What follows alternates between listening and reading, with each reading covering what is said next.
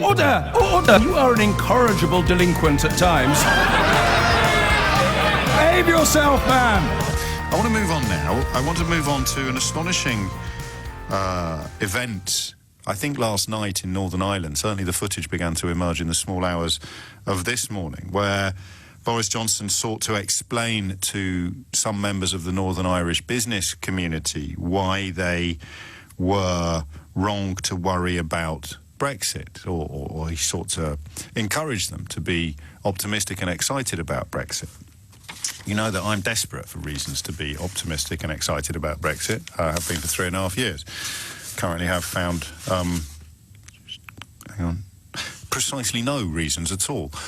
So I listened to this with particular interest, and I'm going to play it to you in its entirety now. It's 2 minutes and 20 seconds long. I suspect in the course of our contemplations together I'll play it again, but only for purposes of clarity, because what I'm going to ask you to do after you've heard Boris Johnson describing Brexit to Northern Irish business people, I'm going to ask you to tell me what you think he said.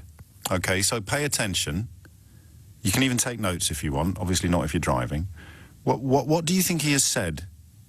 A few sentences, good, bad, indifferent, but have a listen to this. It's Boris Johnson last night. It's not one of those things from 5 years ago that get pulled out in the hope of embarrassing politicians during election campaigns. This is I'm pretty sure it's last night or the night before. Okay, so it's this week. What do you think he is saying here? 0345 6060 973. I suppose I'm going to ask you to translate it, all right? And if you don't ring in to do so, I will go first. So, over to the Prime Minister. Trade and peace and everything else, right? But so when you come out of the EU customs union, which is what we've done, you have to have some way of checking that goods that might attract a tariff going from the United Kingdom into Ireland pay that tariff if there is to be a tariff. The only place you can do it, if you don't do it at the border, is at the border in Northern Ireland. There will not be tariffs or checks on goods coming from GB to I that are not going on to Ireland. That's the whole point. And the great thing that's been misunderstood about this is there will not be checks. There will not be checks. I speak as the Prime Minister of the United Kingdom and a passionate unionist. There will not be checks on goods going from Northern Ireland to Great Britain. Because we're the government of the United Kingdom and we will not institute or implement or enact such checks.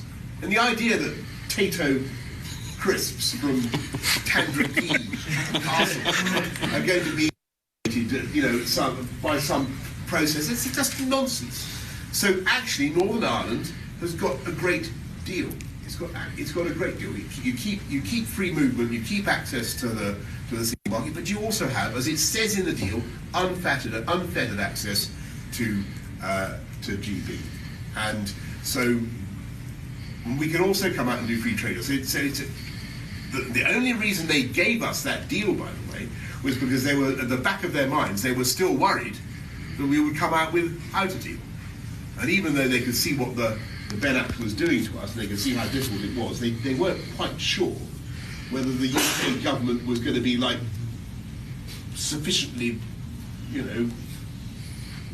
irrational as they saw it, as to come out with. I think in the end we got a great deal. And Corbyn, to get back to my point, Corbyn would chuck that deal away, go off and negotiate his own deal. Which, do you know what he wants to do? Okay. Phone lines are open, 0345 6060 973. We're all a little guilty sometimes of hearing what we want to hear or seeing what we want to see. So the words are there. I'll get a transcript of them pulled up as well, so I don't have to play it to you again and again. We can pick over the bones of what he said. I think Boris Johnson there described staying in the single market and having free movement as a great deal. Now, those of us who live in Great Britain, as opposed to the Northern Irish part of the United Kingdom, are not staying in the single market, and we're not retaining freedom of movement. So if being in the single market with freedom of movement is a great deal, no one's going to suggest that losing those two attributes is better than having them. Did Boris Johnson just unintentionally, and he looked a little exuberant in the footage, I don't know if you've seen it. I wonder whether he's just unintentionally suggested that our current arrangements as European Union members are superior to the ones that he negotiated as the terms of our departure. So what did you hear? What did he say? It's 11 minutes after 11. That little bit there, the little clip there, freedom of movement and staying in the city, it's a great deal. And look, he may have spoken... He's a prime minister on the campaign trail, so possibly this isn't necessarily ideal. He may have spoken unwisely. He may have spoken off the cuff, so to speak. But if what he appears to have said is true, then why is he persuading the rest of the United Kingdom to accept something less than great? I don't know. And if you are an expert or even an enthusiast for matters of international trade, the claim seems to be that there'll be no forms or paperwork, no checks. So if a truck pulls up at... Dmitry Grozobinski makes this point rather brilliantly. He's a sort of trade expert and living proof that the country really hasn't had enough of experts. But the Northern Irish port of Larne, right? If a truck pulls up at the Northern Irish part of Larne and in the back of the truck you've got a washing machine made in Belfast, a washing machine made in Dublin and a washing machine made in Beijing, right? Without any checks, without any paperwork, without any forms being filled in, how do you separate B and C? Or indeed A from B and C. So a washing machine made in Belfast, if I understood Boris Johnson correctly, a washing machine made in Belfast can make its way to Great Britain unchecked, untrammelled, unmolested. But a washing machine made in Dublin and a washing machine made in Beijing would need to be subject to custom checks. And he said there won't be any. So how will you be able to tell, without checking, whether that washing machine was made in Beijing, Dublin or Belfast? Now, I know, and I'm going to be mildly rude, but you'll allow me, I know that a certain type of Brexiter has already died of boredom. So what, just get on with it. Will of the people, 17.5... But this is reality. This is our possible future as described by our current and possible future Prime Minister. Crucially, I think he's just described staying in the single market and retaining freedom of movement as a great deal, which means that doing the opposite, i.e. leaving the single market and abolishing freedom of movement, must be the opposite of a great deal. And you can put whatever word you want there. It's a personal preference, isn't it? What's the opposite of great? I'll go for blinking awful. But then I would. So what did you hear then? Hear the numbers now, you will get through. I don't know that there is an alternative analysis. And this is actually relevant to the conversation in the last hour about bovine, binary, boneheaded tribalism. Because what people will hear now is not me saying, explain Boris Johnson's actual spoken words in a way that doesn't suggest he's accidentally admitted that leaving the European Union is a really bad idea. What you hear is, Team Boris Johnson, are you with him or against him? But that's not what I'm asking. I'm asking you to listen to the spoken words that came out of his mouth in public and tell me what he said about single market membership and freedom of movement. Because we do want to move on to something else that was, frankly, not all that easy to understand. This time it was from the Prime Minister, who was speaking at an event in Northern Ireland yesterday, speaking to Northern Ireland Conservatives to try to make sense to them of his Brexit deal. Let's have a listen to what he had to say. And peace and everything else, right?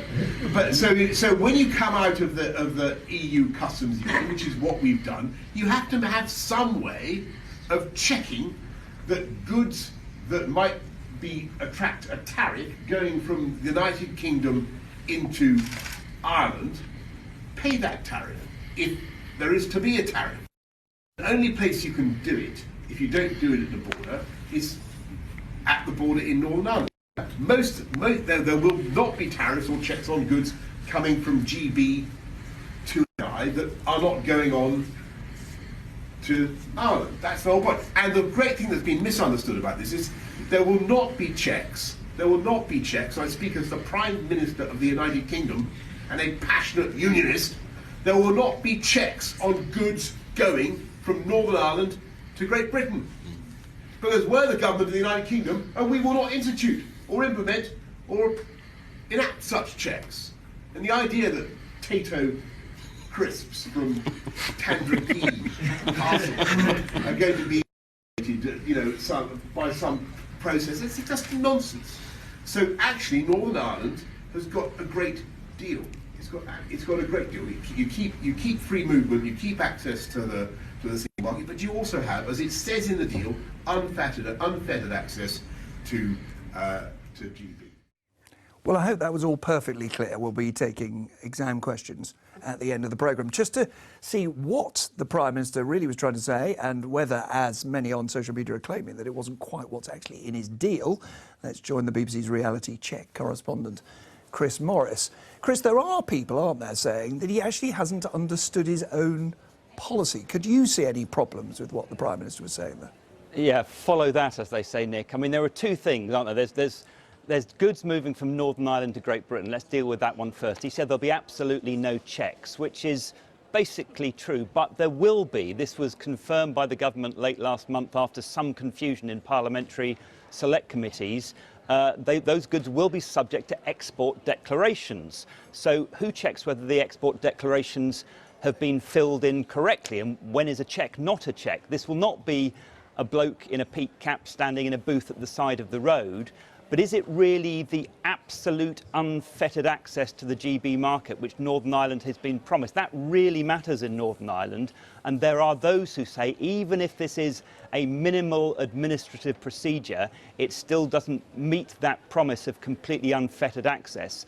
So the government says no checks whatsoever. You speak to most trade experts and they say until we see the detail of how this rather unique system's going to work, of the Northern Ireland staying in the UK customs territory but also following EU customs rules, we can't say for sure that checks have to take place. And so that's the trade going in one way. I was going to say the other way that he made a big play of, didn't he? It was a great waving of arms about no checks at all when trade goes from Northern Ireland to GB, because of course that's central to the politics of whether the Union, the United Kingdom, is still one.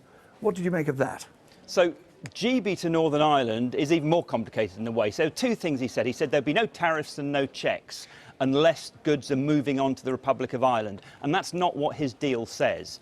The deal says that if goods are deemed to be at risk of moving to the Republic of Ireland after going from GB to Northern Ireland, then they could be subject to tariffs. If it then turns out those goods stay in Northern Ireland, companies will be eligible for a rebate on those tariffs, but the tariff would initially have to be paid. As for checks, much more complicated, because Northern Ireland, under the terms of his own deal, will stay in a single regulatory zone with the Republic of Ireland, which will follow EU rules and regulations. And as you know, those are particularly strict on things like food and products of animal origin. Those consignments going from GB to Northern Ireland, every one of them would have to have a documentary check, and there would be a certain number that would have to be physically checked. Now, you can point to a country like New Zealand, where they've done a deal where only 1% of consignments of New Zealand lamb arriving in the EU are ever checked. But to get that deal, New Zealand lamb producers have had to sign up to following nearly all EU rules and regulations. There's the key to it. So if you want to diverge in the future, that's a problem. Membership of the single market, freedom of movement, is a great deal. That's what Boris Johnson told people in Northern Ireland. I've just tweeted a remarkable picture which gives you an indication of how the audience, many of whom will know what they're talking about when it comes to matters of trade and Northern Irish issues. I want to know why the rest of the UK can't have the same great deal if single market membership and freedom of movement are marks of a great deal. I'm also asking, in a broader idea, what you heard in that clip. 0345 606 0973. Mick's in High Wycombe. Mick, what would you like to say? I think I heard the same thing that you heard, James. I think he did, and I think this is Boris doing his usual. For me, Boris shoots from the hip, and by that I mean he will talk himself in and out of situations without even realising. Yeah, he's doing I'm just going to because- correct the figure of speech. Forgive me for being pedantic, but generally shoot from the hip is a compliment. It means you can hit the target from 100 yards away without actually taking aim. All right. Yeah. Thank you for taking that in such good grace, Mick. I hear you. Okay, I'll rephrase.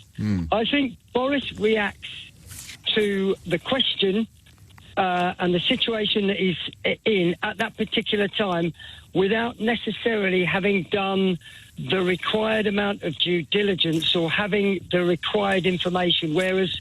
But this is the deal that he supposedly negotiated. So ordinarily, I'd be nodding along and I'd say, well, he hasn't done his research, he hasn't read his papers, he hasn't done the homework. But this is, quotes, his deal, end quotes. Well, I would say it's Theresa May's deal with a few cherries removed and a few whistles added. Again, the bit that is in there, the bit that changed was the status of Northern Ireland. And so it is in his own negotiated deal, Northern Irish businesses will need to fill out additional paperwork to send goods to the mainland UK. He said the opposite of that there. You can't blame that on Theresa May. No, true enough. But I think, again, that comes down to Boris not being properly informed or... But you speak as if that's not a massive problem. Oh, it is. It's a huge problem. Yes. And I think therein lies the issue, because...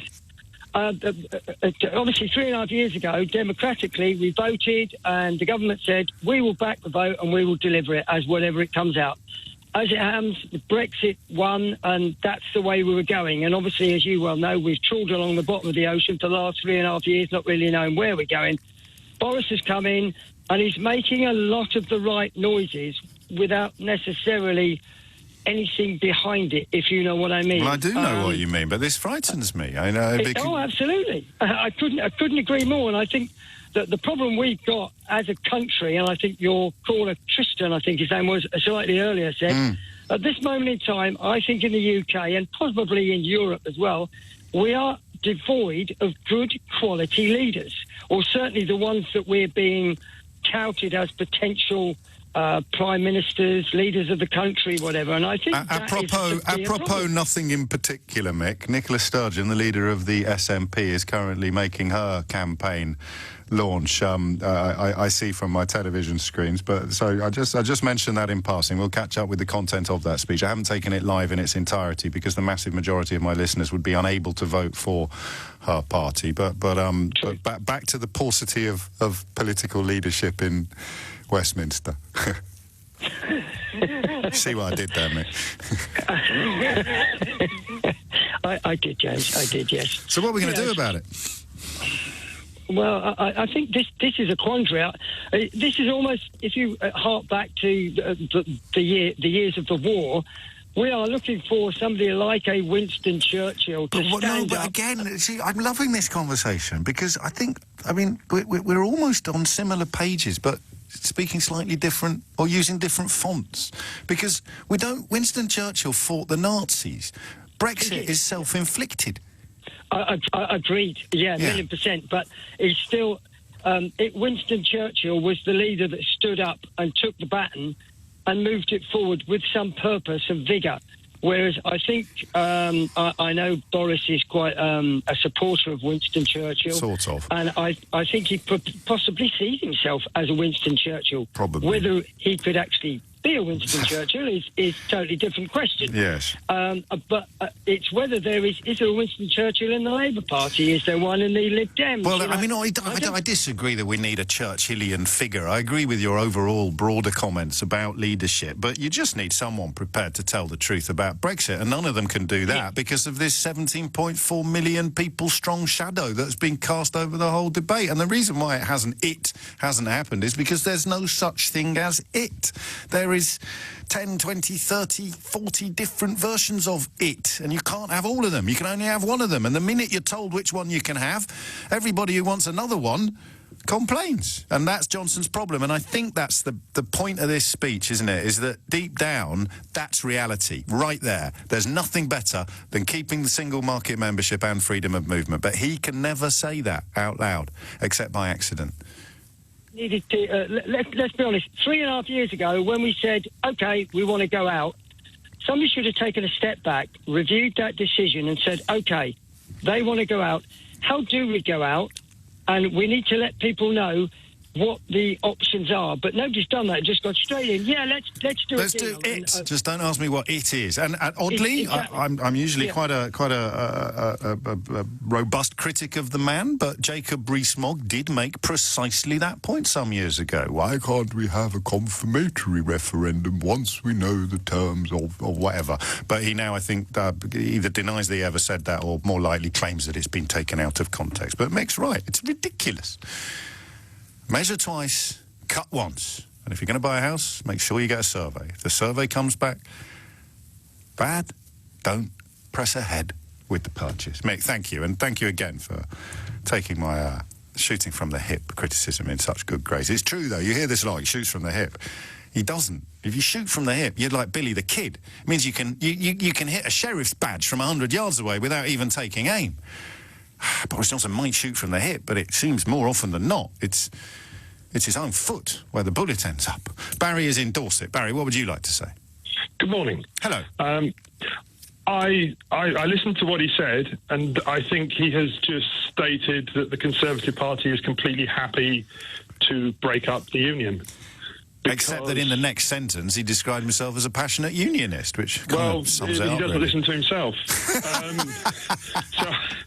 So he stated Lucky him. that the goods situation across the border from EU into the UK, the border will be in the Irish Sea. Yeah.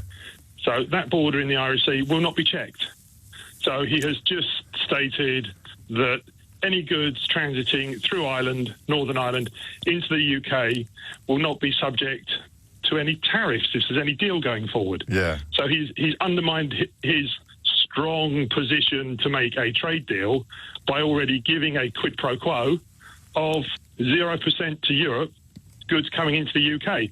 Now, Ireland, I know, has a vote whether or not they stay in the Union or stay in a limbo state, out the Union. But if they stay out the Union, the border stays in the sea. If they vote to stay in the Union, the border border for any tariffs will then move surely back to the Northern Irish border in the future, breaking the Good Friday Agreement. Yeah, there's a lot of detail there to pick over, and I'm going to focus in on the sort of central point, which is something you, I think, alluded to when you said he doesn't listen to himself. He seems to just need to get over the fence. So he's standing in a room full of incredibly unenthusiastic people. There's some polite tittering or nervous tittering when he name checks a brand of Irish potato crisps. But apart from that, it's not what you'd expect at this point or in that sort of context. But I think you're right. I think he just sort of feels his job is to get the words out there and bank upon the fact that nobody's actually going to spend that much time. This is what happens when you strip away the slogans, Barry, isn't it? I agree. Yeah. It's shiny new things. Yes, exactly that. Trust me. With Rees-Mogg, with him making, all of a sudden there's a shiny new thing, the video appears. And we're all talking about that, and we're not talking about Rees-Mogg. It's the same for Boris Johnson. He works on the premise that we don't remember what he said. Yeah, he does. And unfortunately, with the backing that he has behind him, with the press, with the machine he has behind him, then it's always a new shiny thing, and isn't it going to be wonderful? We're because back to the today, uplands. I haven't watched all of the broadcasters or listened to every radio station, but today a lot more concern about a man who is not a MP saying things on social media, being rightly castigated, but a man who is a Prime Minister saying things in public this week. And you're suggesting, we'll have to wait for tomorrow's newspapers, I guess, but you're suggesting getting something of a free pass for it, for reasons that only they will be able to answer. But he's been getting the free pass for years. That's the problem. The problem is it's that thing of if you let things slip, then over a period of time they slip further, and then suddenly you are somewhere where you can't work out how you got there in the first place. And that's not just happening in America, it would seem. And you come back to that Maggie Haberman line, I think the New York Times journalist, that if everything is chaos, nothing is chaos. That's right. It's the most dangerous time I can honestly say I'm 50-odd years old. Yeah. It's the most dangerous time for the world in my life. I have been blessed at a time when we've had no serious wars. There have been wars, terrible things have happened, but we've been really lucky in this country. We've been away from it. But the feeling seems to be that we can isolate ourselves from the world, and it's not true. And where does it lead? Because you can run away from reality, but never forever. Barry, thank you. I've embarrassed myself again, thanks to I'm Incorrigible, who's like Banquo's ghost.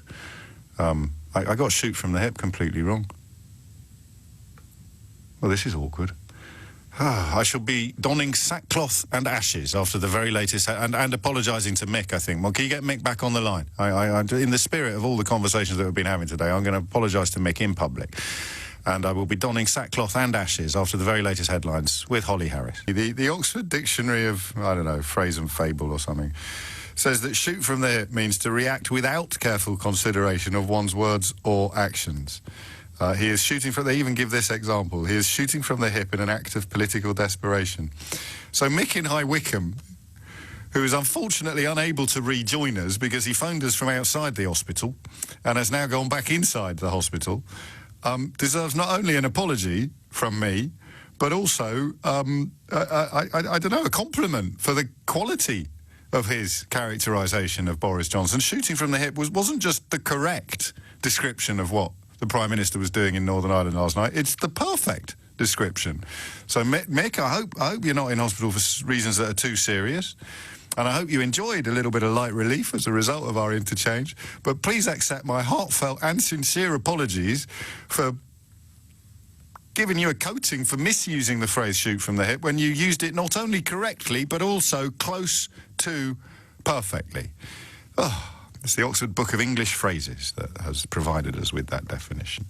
And just for the record, for any politicians listening or any people still persuaded that Brexit is a good idea, admitting that I made a mistake and revealing what the correct response was is really, really easy and quite liberating. OK? 11:36 is the time. Francis is in Chelmsford. Francis, what did you hear Boris Johnson say in that speech? Good morning, James. Hello. First time caller. Very welcome. Basically, I'm not surprised he said something like that. If you look at Boris and what he said and he's actually meant over the last 3 years, I'm really not surprised. Like, he was a Remainer before referendum, then became a hard Brexiter. He voted against Theresa May's deal 3 times, and then gives a deal that... No, he didn't. I think he voted against it. I think he voted against it twice and voted for it once, yeah, which strengthens your point, doesn't it? It doesn't weaken it. Then he wanted a general election, then didn't want a general election. Then he tells someone to get stuffed when they question him about when he was Mayor of London that he cut the fire service. Yeah. And then also... Are you the world's worst bagpiper? Yeah, sorry, that's my other phone. Sorry. That's all right, carry on.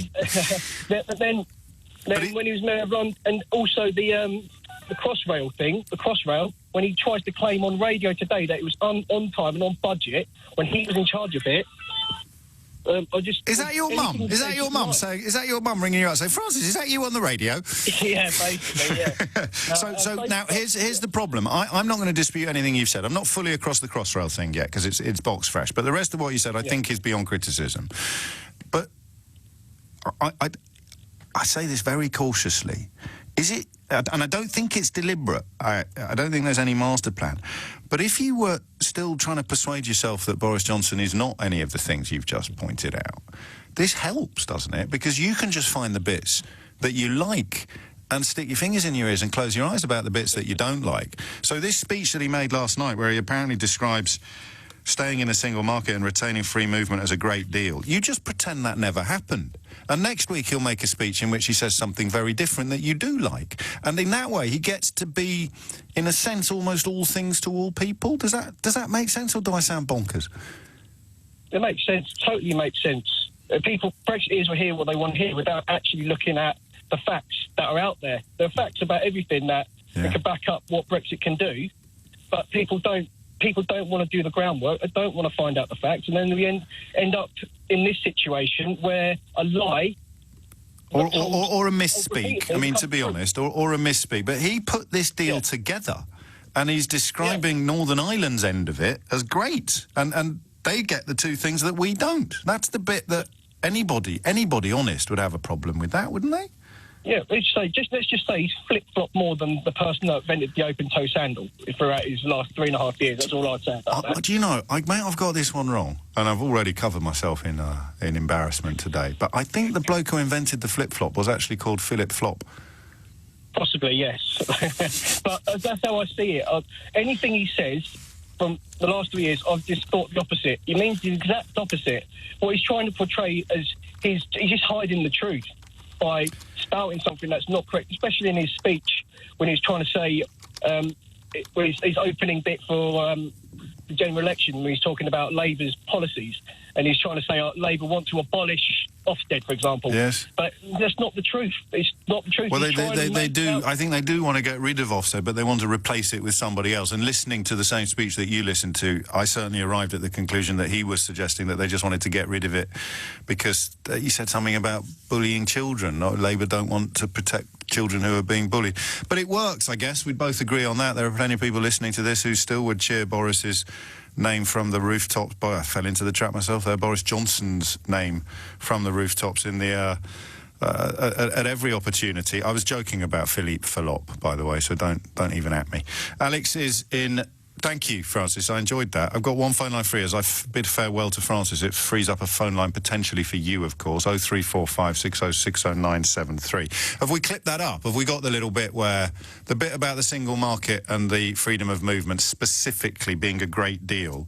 Alex is in Gibraltar. Alex, what did you hear? So, I mean, having only heard it once, and probably where that's have the you best been? Are you not on social media? It's everywhere.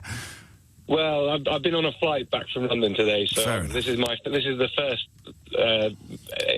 venturing out of the cave for today. Yes, go on then. So I heard, basically, I think probably you've maybe taken it slightly out of context. You've picked on that bit where he says, okay, I think he does say that, it's a great deal to stay in the single market and enjoy free movement. Yes. But I think what he's saying is, and this doesn't make him right, but I think what he's saying is it's a great deal because you get that, plus you're in Great Britain, and so therefore, if you're in the United Kingdom, and you therefore get the benefits of all the future free trade agreements that are, still haven't been agreed or whatever, that those come about, and in theory, what he's sort of, I think, getting at is that you get the best of both worlds. So you get to keep freedom of movement and single market status, but you also get these deals that we're going to sign with countries, most of which have MFN status in their deals with the European Union, most favoured nation status, or many of which have that, which means they are legally not allowed to sign a better deal with anybody than the one they've signed with the European Union. Yes, but he wouldn't say that in his speech, would he? No, but he did say this. He said there will not be tariffs or checks on goods coming from GB to NI that are not going on to Ireland. It's clear in the protocol that has been published by his own government that Northern Ireland will follow hundreds of EU rules to do with customs and movements of goods. It's in Annex 2. You know this, Alex. I'm just sharing it with people who may not. And among these is a 101-page document, quotes, laying down the Union Customs Code, UCC, regulation, brackets, EU, brackets, number 952/2013, brackets. Well, that's what I was reading on the plane, actually. But, I've said it before and I'll say it again. We should have the round of applause ready, not just during Mystery Hour. So you're being quite literal. I mean that in a generous sense. You're sort of saying it's possibly not quite as bad as you're portraying because he's trying to do the best of both worlds thing, even if it doesn't stand up to scrutiny. The problem is, if Northern Ireland have got a great deal, what have the rest of the United Kingdom got? Yeah, I definitely agree with that. It does. But in this world where this having the best of both worlds works, you can't. It's back to cakeism. Even where you say that works, you still in the Brexit world can't have that, because otherwise you're basically saying that Northern Ireland is getting this dream scenario that really we would have wanted for everybody anyway in the whole of the UK, but in this new version of events that he's presenting, right, well, in my deal, actually, obviously we can't have everybody have all the best of both worlds. So Northern Ireland gets that because they're caught up in this whole trying to keep the Good Friday Agreement going. It doesn't stand up, of course, but it's... But it may, in normal circumstances... You can see where the dots kind of join up. And these tactics normally work because he's in front of an adoring crowd, hand-picked people in front of a JCB digger at JCB HQ or something like that, or another plant that's owned by a donor to his leadership campaign or his party. But here he was in the wrong audience. As the Scottish comedian Janie Godley says, it's like when your uncle goes crazy at a wedding. And the audience, if you watch the footage, I recommend you do, then it's not what you'd necessarily call a warm reception. Before you go, a few words about Gibraltar. I feel guilt at how the British media has ignored Northern Ireland and, to a certain degree, Scottish issues over the years. But since that referendum result came in, it's almost as if Gibraltar has been completely forgotten. Well, we were built into the withdrawal agreement when Theresa May came along, and in theory, Gibraltar's supposed to get all the same benefits. And there's been deals signed between Gibraltar and the rest of the UK to uphold trade and services between the UK and Gibraltar, which is quite important. Yes. But the future doesn't look especially bright. And the percentage of the vote for Remain on the Rock? Remind us? 97, something like that. Yeah, okay. 11:45 is the time. Boris Johnson has told LBC News, with flooding up and down the country, his thoughts are with those who have been affected. He says it's important for people to listen to advice from emergency services, and he's absolutely right. Just imagine for a moment Boris Johnson saying people should ignore advice from emergency services and rely upon their common sense. Just to get a proper flavour of some of the stories that we've been covering on the programme this week, when you remove them from the straitjacket of bovine, binary, boneheaded tribalism, it's important for people to listen to advice from emergency services. We have now created a country, post-Brexit, where that is one side of the argument, and the other side of the argument, as represented by Jacob Rees-Mogg, is that you should ignore the emergency services and trust your own common sense. Astonishing. I'm going to do something I don't normally do now, which is offer you the opportunity to ring in and defend Boris Johnson's position or his speech in Northern Ireland last night unchallenged. You can just say the words and I won't pick holes in any of them, all right? 03456060973. Sue's had a go in this text. She says, oh, please, it's not rocket science. Boris's hands were tied. The country has voted to leave, and Ireland have the best of both because they are in a unique position. Corbyn will not do any better. He will be sent home with a flea on his ear, and the country will be on its knees working 4 days a week flexibly, says Sue. Listen, I'll prove it. No comment from me. Nothing at all to say there. I'll pick up on this one because I don't quite understand it. Actually, no, I can't. I've lost it. Sorry. I don't see most of the text that come in because the screen moves so quickly. But if you want to give me a call and defend, I'll just play the crucial bit, the bit that I'm asking questions about. This is, well, here you go. Here it is. It's got a great deal. You keep free movement, you keep access to the single market, but you also have, as it says in the deal, unfettered access to GB.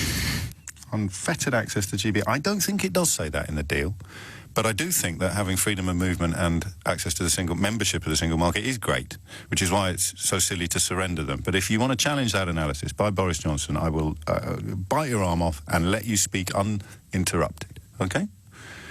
But I won't be making a habit of it. It's 11:51. Speaking of those floods to which we referred a moment ago, and although I made a powerful and important point, I would stress again, if it needs stressing, that you absolutely should put your trust in the emergency services. Problems in the North, Sheffield and Doncaster in particular. Vicky Smith is at Meadowhall in Sheffield for LBC. She joins me on the line now. Vicky, what's the latest? So, yes, torrential rain hammered South Yorkshire yesterday and overnight.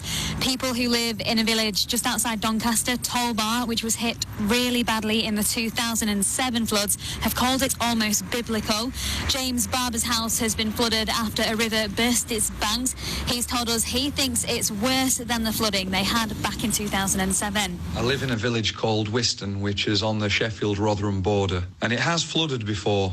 but never really as bad as this. Most notably back in 2007 when Ulley Reservoir was in trouble. The difference between now and then was how long the floodwaters were on the ground for. Back in 2007, it was up and down in a few hours. It's been more or less 24 hours since it started and causing issues. So this morning, around 400 homes are being evacuated by the River Don, where there are now 6 severe flood warnings in place around Doncaster, meaning there is risk to life. Emergency crews have also been telling us how they've drafted in 13 rescue boats from all over the country to help. The fire service in South Yorkshire say they got 500 calls last night, mostly from people trapped in cars and houses. Meanwhile, people were also stuck inside a shopping centre last night. Meadowhall is just outside of the city centre in Sheffield, and there was meant to be a Christmas light switch on and a concert, which normally thousands go to, but police issued advice last night saying do not leave the shopping centre because of quickly rising levels of the river outside. Meadowhall have said that by 10 o'clock most had left, and in the end under 30 people stayed there throughout the night and were given blankets and hot food and water. There's still major disruptions on the trains. Northern have put out a do not travel advice for passengers. Vicky Smith, live from Meadowhall in Sheffield, which, as you heard, became something of a locus of these rising floodwaters in the north of England. More on that story throughout the day here on LBC. It is now 11:54. We are... I think we've found another problem. I'm trying to find people to defend Boris Johnson's speech in Northern Ireland last night, but a couple of you have pointed out that they don't get to retain freedom of movement. I'm pretty good, but nobody's perfect. I haven't got that filed away. Certainly, the more I think about it, the less likely it seems. I think they get to, obviously under the terms of the Belfast Agreement, or the Good Friday Agreement as it's popularly known, they will retain freedom of movement on the island of Ireland. It's why the necessity of moving the border to the sea was so acute, and to me, forgive me, but so obvious, despite some very senior politicians claiming otherwise. You couldn't have untrammelled movement of goods and people across that notional border without checks, and checks would have broken the spirit of the Good Friday Agreement. So it had to be moved either to the whole of the United Kingdom, which was what Theresa May requested and received from the European Union, or confined just to the island of Ireland, which is what the European Union originally offered and then re-offered when Boris Johnson went back. But I don't think Northern Irish people will be enjoying freedom of movement within the whole of the European Union. And do you know, isn't it incredible? I know that some people get very frustrated at the slowness of progress, despite the fact that all you need to do to understand the slowness of progress is to understand that there was never one Brexit. There was always several, and they could not all be delivered. It was impossible to deliver Brexit A if you had also delivered Brexit B. But I don't think they do retain freedom of movement within the whole of the European Union. I think they just retain freedom of movement on the island of Ireland. So even that bit, let's listen to it again. Let's just be sure that we've got this right. But remember, if you want to endorse it, promote it, defend it, explain it in ways that everybody else is currently missing, everyone else who's rung in is currently missing, then you are absolutely going straight to the front of the queue. It's got a great deal. You keep free movement, you keep access to the sea market, but you also have, as it says in the deal, unfettered access to GB. Free movement. Well, someone who knows it better than I do will have to comment on that. But I don't think Northern Irish residents. But then you've got a problem with having full parity with Republic of Ireland residents. It's almost like the more you look at it, the messier it gets. 11:57 is the time. You're listening to James O'Brien on LBC. In the next hour, I'm going to do something completely different, actually. Politics, obviously fascinating and important at the moment, but the question I'm going to move on to next hour comes from Australia. And it is a question about... So actually, I just need a quick caller before 12, either defending Boris Johnson or talking to me from Northern Ireland about your understanding of what the limits upon your free movement will or will not be. 03456060973 if you want to squeeze that in. But to give you a quick heads up, actually I think we've got one. We've got Jay in County Down. Is he addressing that point? Are you answering that question directly, Jay?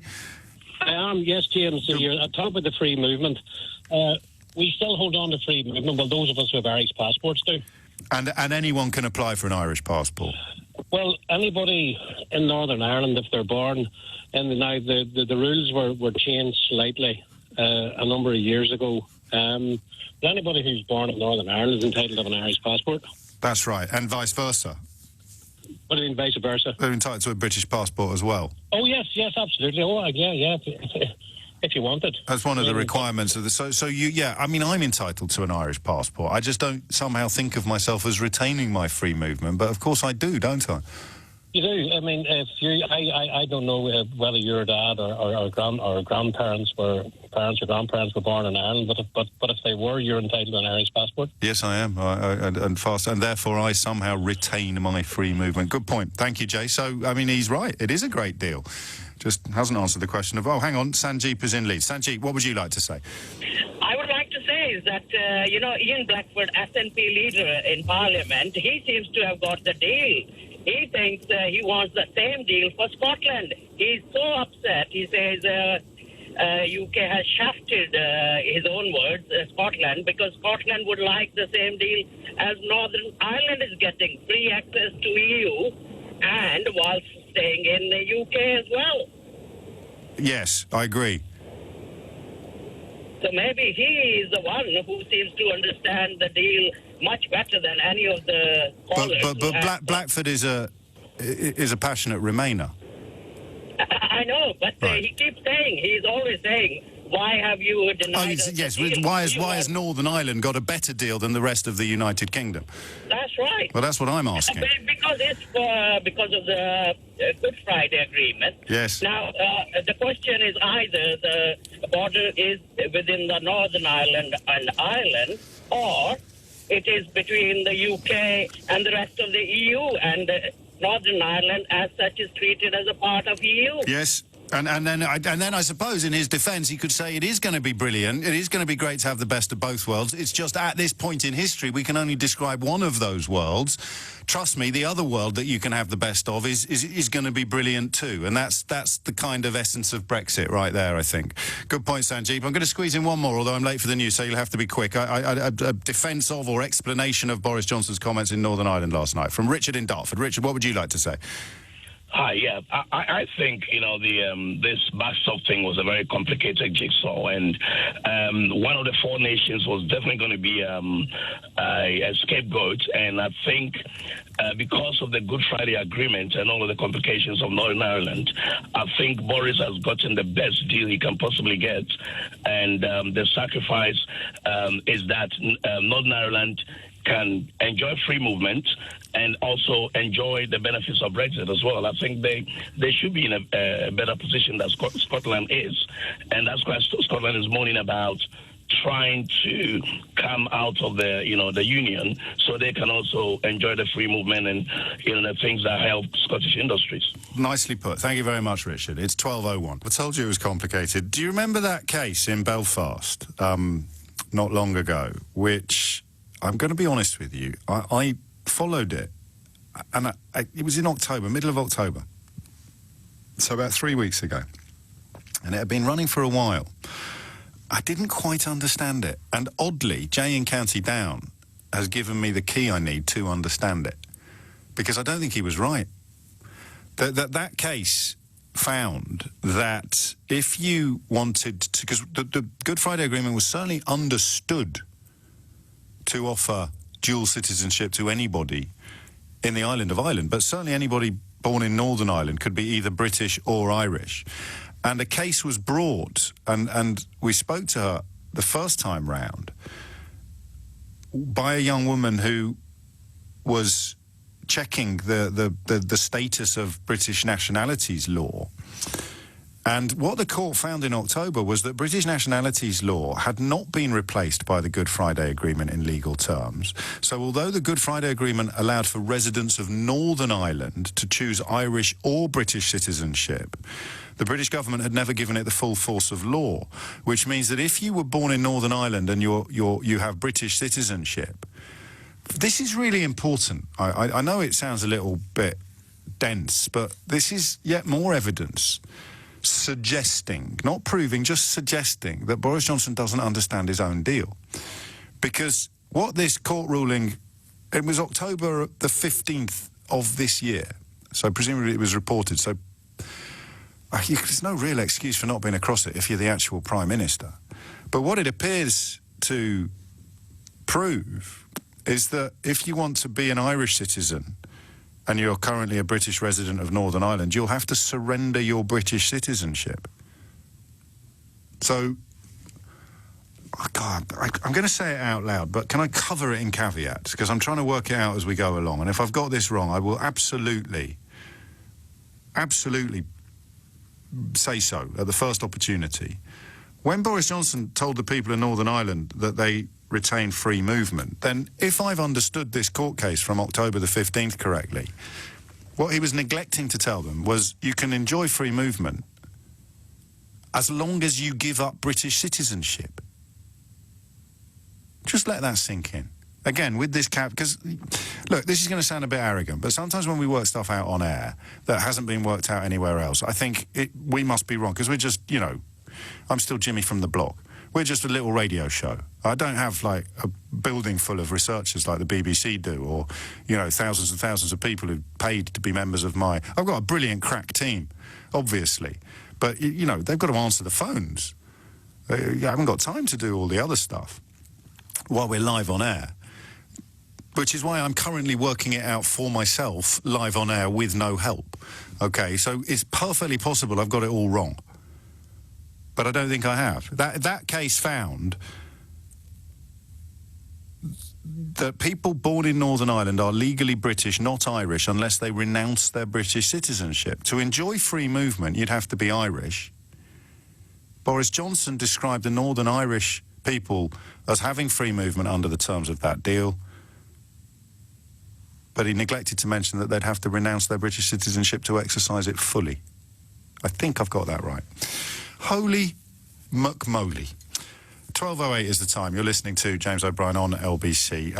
More on that as and when it develops, in whichever direction it actually develops. But I want now to do something, as Monty Python would say, completely different. I'm just going to give you the name of the young woman that brought that case, because I think it'll help you find it, not least. Emma de Souza, do you remember, from County Derry? So de Souza spelled capital D-E, capital S-O-U-Z-A. Watch this space, there's quite a lot there, but I do want to catch up with the situation in politics in America. It's a rather smaller C that I want to cross next. I mentioned Emma de Souza earlier. She was the woman who brought that case about citizenship and the Good Friday Agreement. And as I think made perfectly clear to you, I was a little confused about some elements of it. So I'm delighted to tell you that she's on the line now. I don't know if you heard my attempt at explaining things, Emma, but I suspect you can probably provide us with some clarifications or even corrections. I did indeed. Thank you firstly so much for raising it today. And, I think you did a great job at trying to get into the meat of the issues there. You're not wrong, but there is a little bit of clarification that we can do. Good. In the sense that what's really happening here is, as you say, we're dealing with the fact that 21 years after the Good Friday Agreement, it turns out the British government never amended their nationality laws to line up with that right under the Good Friday Agreement to be Irish or British or both. Now, it's not that we are not recognised as Irish citizens, because only the Irish state can decide who is or isn't an Irish citizen. Right. But what's happening is the British government is imposing British citizenship on people that don't necessarily want it, such as myself, yes, who only see themselves as being an Irish citizen, as I believed I had under the Good Friday Agreement the right to be. And what's happening is, with that additional citizenship, they are using that as a sort of British first, Irish second policy. And with that additional citizenship, they're blocking our rights to EU rights and entitlements. The one that I'm experiencing a block to at the moment is family reunification. So I can't access my full rights as an Irish and an EU citizen.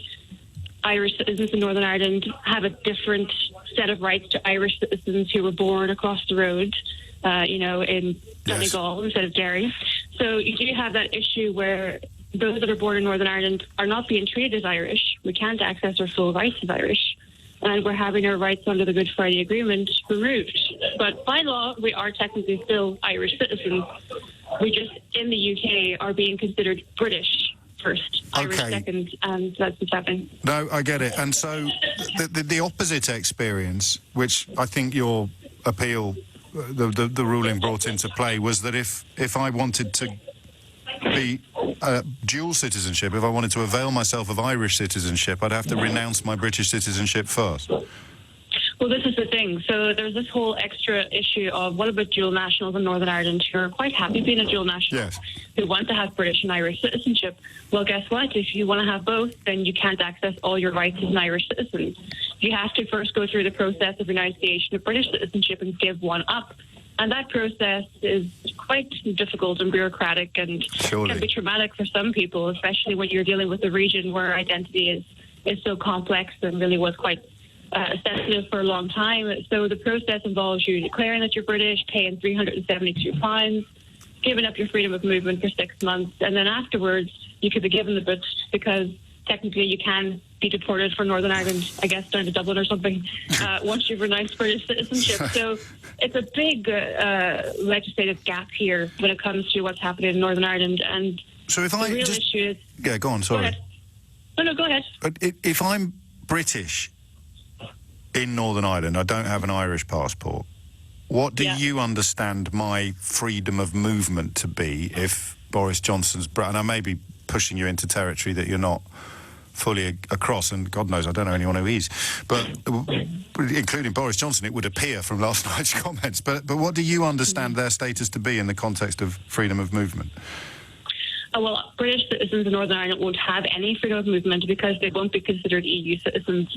And that in itself, you're raising a very valid point here, because under the Good Friday Agreement, there can be no differential or detrimental treatment between the communities. It has to be equal. Whether you're Irish or you're British or you're both, you're supposed to have the same rights. Yes. And that's not what's happening with Brexit, because Irish citizens will maintain the minimum of freedom of movement, but will have to go through this process of renunciation of British citizenship. Dual nationals are in some sort of limbo area where they don't know what rights they have. And British citizens in Northern Ireland, well, they don't have any freedom of movement. So we're kind of being separated and segregated into all these different categories of rights. And that in itself is completely against the spirit and the letter of the Good Friday Agreement. Did you hear what Boris Johnson said last night in Belfast? I have missed that particular little snippet. Do you want to share it with me? Yeah, just this little bit here, which is pertinent to the conversation that we're having. Here it is. It's got a great deal. You keep free movement, you keep access to the market, but you also have, as it says in the deal, unfettered access to GB. You keep free movement. He's saying that to everybody in Northern Ireland, I think, or possibly just to the business community. Yeah, this is the thing, is that this is what we've been dealing with ourselves, with our case going on throughout the whole Brexit negotiations. This is complete nonsense that they're saying. On one hand, they're saying you will keep these rights, you'll keep freedom of movement, but in letter and in practice and in law and in policy, all of that is not true. If you look at the fact that people in Northern Ireland can't even access the EU settlement scheme, even though all other EU citizens can in the United Kingdom, there's all these barriers being put in place for Northern Ireland that, Boris is happy to come out and say that we have these rights, but we know it's not true. And her case itself demonstrates that there is no will or political appetite to find a solution that is compatible with these provisions under the Good Friday Agreement, because if they were trying to find a solution, they wouldn't be dragging us through the courts. Why do you think that is? It's difficult to really dissect why they're maintaining the case. I think that there could be a combination of things. I think, firstly, it's complicated for the government to accept the fact that there are 1.8 million people in Northern Ireland that have a birthright to Irish citizenship and through that EU rights and entitlements, and maybe they see that as being messy post-Brexit, having to have this tie to the EU.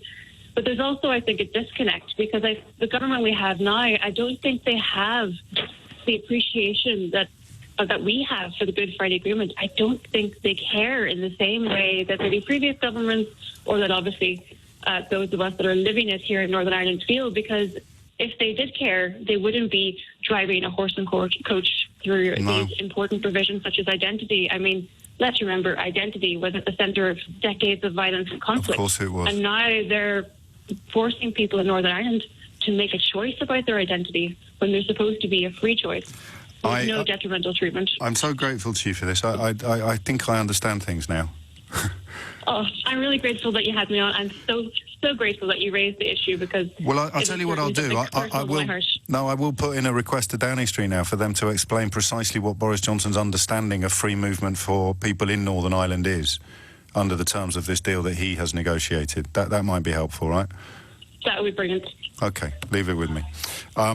Thank you. No criticism, just an opportunity to clarify or to correct anything that's gone out on the programme today. So can we do that? Can we put a call into Downing Street and just say we're a bit confused about what he thinks free movement is under the terms of the agreement that he's negotiated for people like Emma, or indeed anybody who lives in Northern Ireland, particularly in the light of the Emma de Souza case, which suggests that if you want to avail yourself of Irish citizenship, then because British nationalities law has not been amended to accommodate the Good Friday Agreement, then you would have to surrender your British citizenship first. It's 12:44. You're listening to James O'Brien on LBC. I don't know if we're going to have time for any more calls on the questions of misleading people in pursuit of sexual consent. I know there are a few waiting, but we're talking to Simon Marks after the break, and I'm certainly not going to seek to squeeze such important and potentially personal stories into the few seconds remaining before the next break. You're listening to James O'Brien on LBC. That story, you can find out more, just Google Emma's name. It would appear that there is a lot of confusion regarding what the future will hold for the people of Northern Ireland. But we do know that the Prime Minister last night described their status as being beneficiaries of a great deal because they will, he believes, retain free movement and stay in the single market. It's coming up to 1:45.